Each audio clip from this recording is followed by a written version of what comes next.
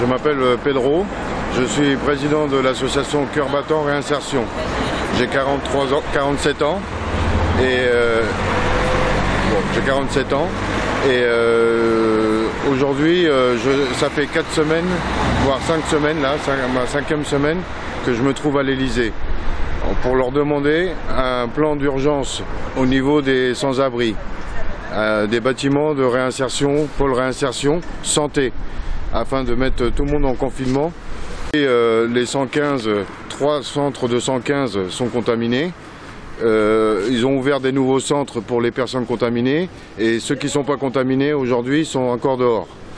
Les maraudes sont obligés d'avoir des autorisations qui sont données au compte-gouttes. Nous avons pu voir la maraude de l'ordre de Malte qui ont pu nous donner un peu des soupes et du café. Aujourd'hui, on demande un plan d'urgence pour tous les sans-abri au niveau de l'Île-de-France et sur tout le territoire français, pour qu'il y ait des centres d'accueil et qu'ils soient confinés au niveau et indépendants. Chacun doit être indépendant, ils ne doivent pas être tous confinés au même endroit.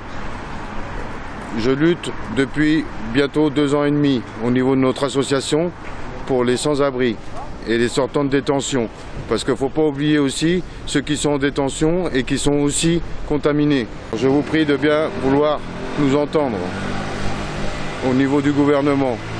Nous avons appelé Matignon, le ministère de l'Intérieur, l'Élysée, la préfecture de Paris, la mairie de Paris, et sans résultat aujourd'hui. Aujourd'hui, on a plus de contamination que de gens à l'abri. Alors il est nécessaire de faire quelque chose rapidement. Aujourd'hui, tous ceux qui restent à la rue n'ont plus de toilettes publiques, il n'y a plus de bains-douches, on ne peut plus aucun moyen sanitaire qui sont mis à notre disposition. Depuis quelques jours, il n'y a plus personne dans les rues, donc on se retrouve tout seul, sans personne, sans aide. La situation est grave. Aujourd'hui, il faut, comme il disait, c'est en état de guerre. En état de guerre, on met tout le monde à l'abri. Quelle qu'elle soit la personne, qu'elle soit de la rue ou qu'elle travaille. Il faut mettre tout le monde à l'abri. C'est une urgence. Donc voilà, donc après, heureusement qu'il y a quand même des gens qui font partie de l'ordre public, qui arrivent à quand même nous donner ce qu'ils peuvent, de l'eau, un peu à manger, du pain, un peu de leur nourriture qu'ils ont, et quelques personnes qui sont généreuses, qui nous laissent quelques monnaies pour pouvoir acheter dans certains commerces qui restent encore ouverts. Heureusement que la police est là pour nous donner encore les moyens de survivre, car aujourd'hui, sans la population, on n'arrive à rien. Donc, bon, bien sûr, hein, tous les soirs à 8 h, on remercie en applaudissant toutes les personnes, aides-soignants, médecins, on est tout cœur avec vous et on espère pouvoir vous aider si c'est possible, dans la mesure du possible, en essayant de faire au maximum pour pas disperser ce virus qui est en train de nous décimer. Bon. Alors, par rapport aux autorisations qui nous ont été demandées, pour l'instant, moi, comme ça fait déjà 5 semaines que je suis devant l'Élysée, on ne m'a pas demandé de présenter puisqu'ils me connaissent tous. Mais certains SDF sur la région parisienne et sur tout le territoire français se font contrôler. Pour certains, ont même des amendes. Comment voulez-vous qu'on paye puisqu'on est sans abri?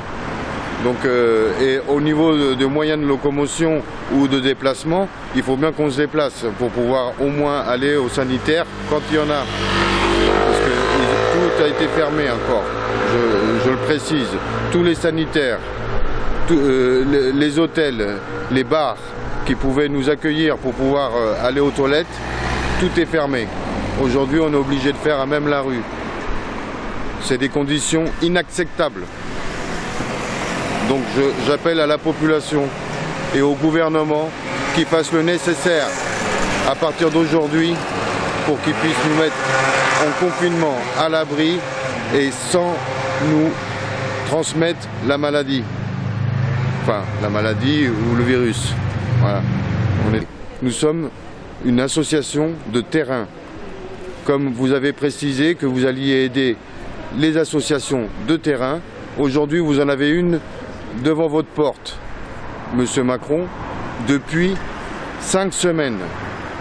Et vous n'avez pas voulu m'entendre. On a écrit des mails, je téléphone tous les jours. D'ailleurs, par rapport à ça, il y a votre agent de sécurité de l'Élysée qui m'a menacé en me disant que si je continuais encore à téléphoner à l'Élysée, il prendrait bien soin de me mettre en prison. Voilà, je tiens à le dire. Donc moi je suis là pour lutter contre la précarité et défendre tous les sans-abri. C'est mon boulot, c'est mon droit. Donc c'est pas pour ça qu'on va me mettre en prison. Cette même personne qui m'a menacé de me mettre en prison, le premier jour que je suis venu à l'Élysée pour défendre nos droits, a pu m'envoyer à la préfecture de police dans un service ça faisait déjà 2 ans et demi qui était fermé. Vous voyez l'incompétence de cette personne. M'envoyer à droite, à gauche, le ministère en préfecture pour rien. De toute façon, c'est le jeu des politiques. Hein. On vous envoie à droite, à gauche, ah bah c'est pas notre service, ah bah c'est là, c'est là, c'est là. Et à la fin, on tourne rond, on en a marre et les gens lâchent. Moi, je lâcherai pas, je lâcherai rien. Je voulais remercier toutes les personnes qui nous suivent sur Facebook et en particulier Titi qui fait le relais d'information. Parce qu'aujourd'hui je n'ai plus d'internet, je peux appeler, je peux recevoir, mais je ne peux pas regarder sur internet ce qui se passe à cause de l'argent et des crédits d'internet. Donc je remercie Titi pour envoyer l'info et tous les médias qui nous suivent. Je vous remercie. Voilà, comme ça.